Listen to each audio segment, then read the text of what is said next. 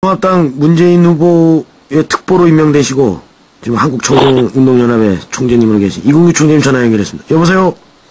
안녕하세요. 이근규입니다. 네, 총재님. 또 이 날씨 추워지고 바쁘신 나중에 또 전화 상당히 어려운데 이래 또 받아주셔가지고 감사합니다.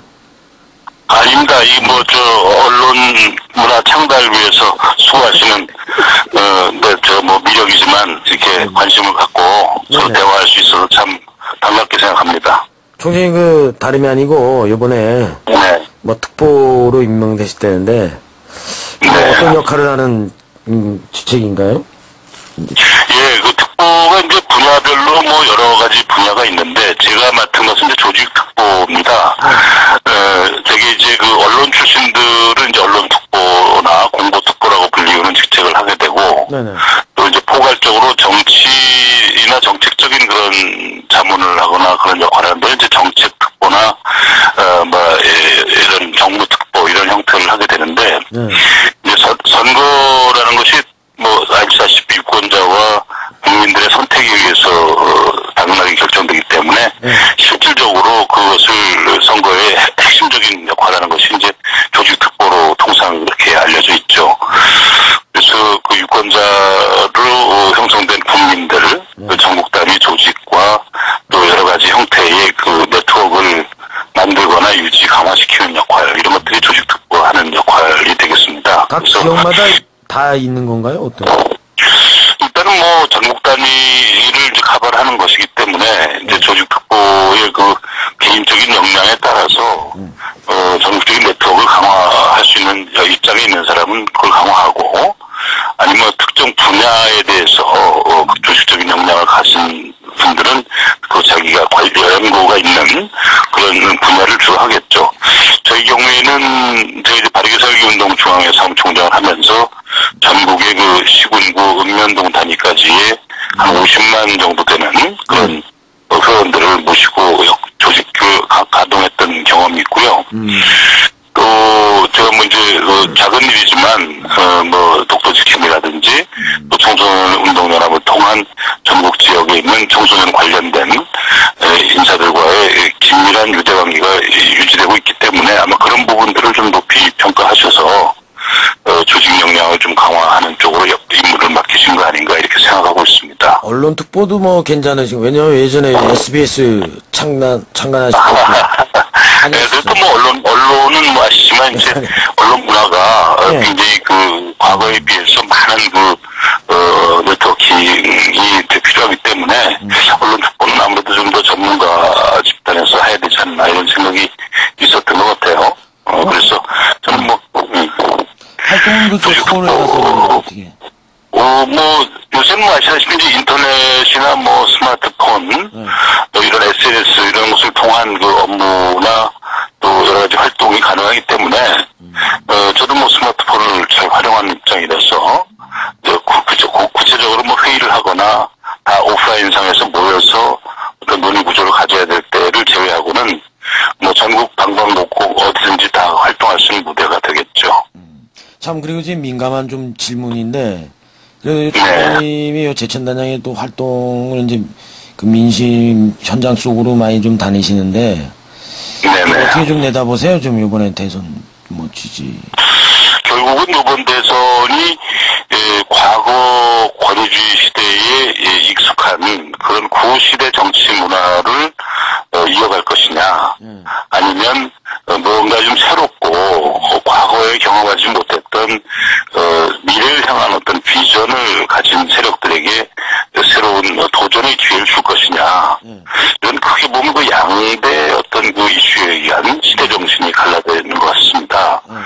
제가 이제 현장 속으로 이렇게 많이 다니면서 제가 나름대로 느낀 것은 힘없고 백없고 정말 소외된 그런 그늘에서 살고 있는 우리 많은 서민 대중들에게 있어서 이 나라와 이 정치를 이대로 방치해둬서는 안 되겠다라는 아쉬움이나 분노 이런 것들이 매우 밑바닥에 많이 깔려있다는 것을 느끼고 있습니다.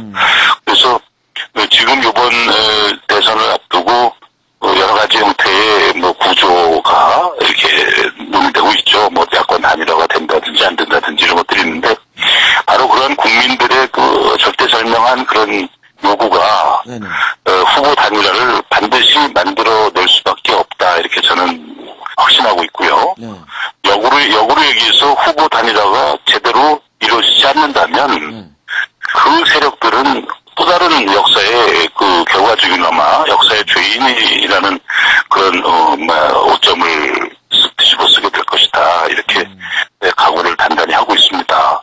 과거에 그 50이라고 불리는 시절에 그 소위 양김의 분열로 인해서 민주화가 그만큼 늦어졌다 이런 반성들이 많았거든요. 그와 마찬가지로 지금 야권의 그 대동단결, 그 야권의 어떻게 보면 국가와 민족의 미래를 향한 커다란 문제를 해결하기 위한 작은 문제들, 누가 대통령이 되고 안 되고 하는 그런 문제는 국가와 민족의 장래에 비해서는 작은 개인의 문제일 수도 있거든요. 그래서 누가 되느냐 안 되느냐 하는 것은 서로 양해하거나 양보하거나 일단은 서로 하나로 합칠 수 있는 그런 동력이 될 것이다 이렇게 보고 있습니다. 그리고 요즘에 독도 활동하면서 또 이제 민족 자긍심 구취를 해서 또 활동도 많이 하시고 그러시는데. 네네. 그게 지금 역사적으로 옛날부터 내려왔던 우리의 6.25 전쟁 이후로 해서 또 어떤 역사관에서 총재님 좀 많이 좀 이렇게 학생들에게 교육도 많이 하시는 것 같고 그랬는데 그런 부분에 있어서도 요번에 어떤 그런 대선에도 그런 전반적인 어떤 그런 분위기가 어떤 영향이 있나요? 어떻게 보세요, 좀? 독도 문제는 단순하게 그냥 영토 문제라고만 볼 수가 없는 문제죠. 거기에 대해서 한편으로는 보다 강력하진 않은데. 한편으로는 이제 일본과의 관계에 있어서 그것은 작게 보면은 한일 문제지만 좀 더 넓게 보면 국제사회 속에서 한국이 차지하는 위상이나 위치를 가늠하게 하는 하나의 사례죠. 그러기 때문에 예를 들면 박정희 대통령 시절에 독도를 폭파를 하고 싶을 정도로 저것이 까다로운 문제다 이렇게 인식을 가지고 있는 것 자체가 부끄러운 우리들의 과거의 역사죠. 왜냐하면 어느 민족이나 자기 민족 문제와 국제사회 속에서의 문제가 이렇게 상충될 때가 있습니다. 서로 부딪혀서. 그럴 때에 그 문제를 잘 절충해 나가는 과정이 바로 이제 외교와 또는 국력의 어떤 상징이 되는 것인데 그것이 복잡하다고 해서 정통성이 없는 정부는 그 문제를 일단 해소시켜버리는 것이 우선적이다 보니까 폭파시켜버렸으면 좋겠다는 얘기를 할 정도로 공식 석상에서 그런 일이 있었다는 건 참 부끄럽죠.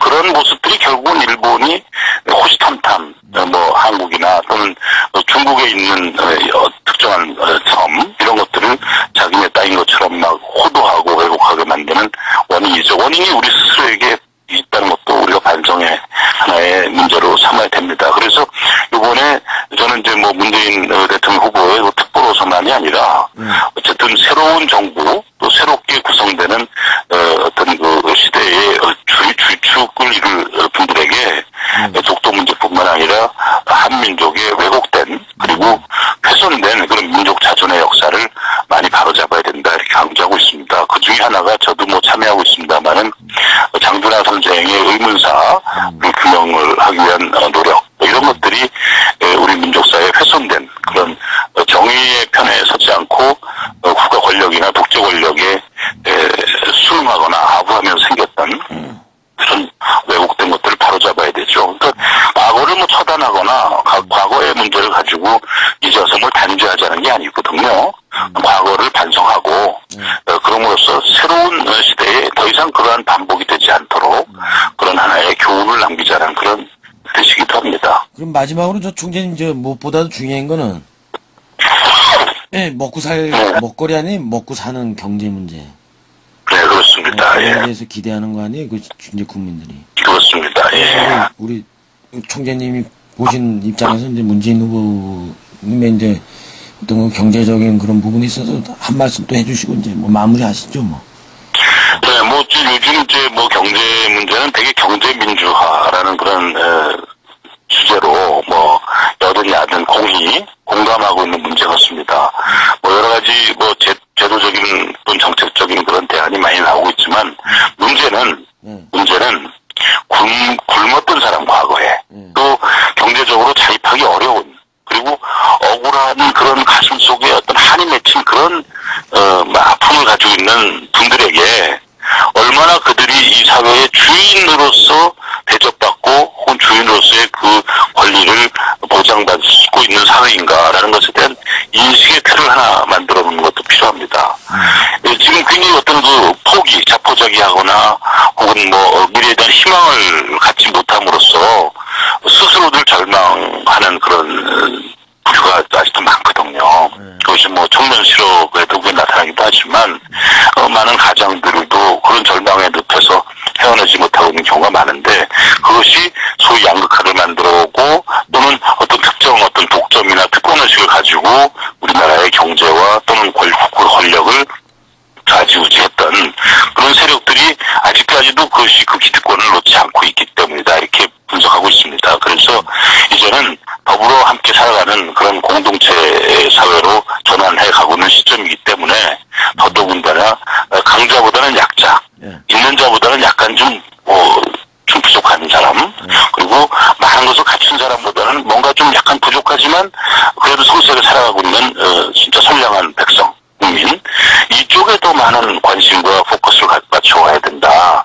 이런 형태의 단순한 평등이 아니라 좀 어떻게 보면 사회적 약자 쪽에 더 많은 관심과 또는 지원 그리고 어깨 걸고 함께 나가는 그런 사회적 분위기의 반전이 필요하다 이렇게 보고 있습니다. 그것이 결국은 제가 사실 문재인 후보를 매우 좋아하게 된 배경 중에 하나가 사람이 먼저다 라고 하는 그런 슬로건인데 그런 슬로건은 단순한 무슨 카피라이터가 쓰는 구호가 아니고 어떤 정치 지도자가 가지고 있는 자기의 철학과 자기 삶의 어떤 그 가치관에 의해서 그런 것을 결정하기 때문에 정말 이 사회에서 돈이 먼저도 아니고 국가 권력이 먼저도 아니고 또 정부도 먼저가 아니고 그저 힘없이 묵묵히 성실하게 자기 자리를 지켜가고 있는 현장을 지켜가고 있는 성실한 그런 한 사람 하나하나가 이 사회의 주인이고 그들이 우선적으로 대접받는 그런 사회가 되어야 된다. 그동안 못 그랬거든요. 집답했거든요. 빼앗겼거든요. 그동안 억울하게 울었거든요. 그들에게 이 사회의 어떤 모든 면에 있어서의 동등한 권리 어떤 의미에서는 더 우선적으로 배려해주는 그런 사회로 바꾸자 하는 것이 사람이 먼저다라는 그런 구호인데 문재인 후보께서 그것을 채택하고 또 공사석에서 뭐 저에게도 그런 것을 강조해 주실 때 제가 매우 감동을 받았고 또 저 자신도 그러한 사람이 먼저고 사람이 우선이다라는 그런 나름대로의 사회적 활동을 해가고 있는 사람으로서 뭐 매우 흡족한 그런 인연을 맺게 된 것으로 믿고 바로 이제 사람이 먼저 이 세상을 만드는 일에 뭐 제가 조직특보라는 미력이지만 일조할 수 있게 된 것을 매우 기쁘게 생각하고요. 또 이 일을 통해서 우리 뭐 제가 정치적인 그런 고향이나 또 정치의 제 근본적인 토양으로 생각하고 있는 우리 제천과 단양이 중부 내륙의 오지로 출발해서 지금 조금씩 나아져 가고 있는데 이것을 국가 정부와 새로운 또 대통령이 중심이 되는 세력에서 제천과 단양 지역을 특별히 관심 갖고 특별히 더 정책적인 의지를 연결시킬 수 있는 그런 뭐 역할을 제가 조금이나마 하지 않을까 이런 기대와 그런 또 희망을 가지고 있습니다. 총재님 문재인 대통령 시대를 열어서 제천 단양의 새로운 문을 한번 열어보고 싶다 이런 제가 희망을 가지고 있습니다. 문재인 후보는 요번에 뭐 제천에 한번 또 방문을 한번 또 이끌어 보시면 제가 또 인터뷰 좀 한번 뭐 그런 기회가 또 있도록 해야죠. 뭐 하여튼 뭐 이렇게 담는 시간에 관심 가져주셔서 감사합니다. 네, 좋은 말씀 아주 잘 들었습니다. 네, 총재님. 네, 우리 함께 아주 새로운 시대의 문을 잘 열어가도록 하겠습니다. 예. 뭐 이렇게 인터뷰해 주셔서 감사합니다. 그래요, 고맙습니다. 좋은 가을날 밤 되세요.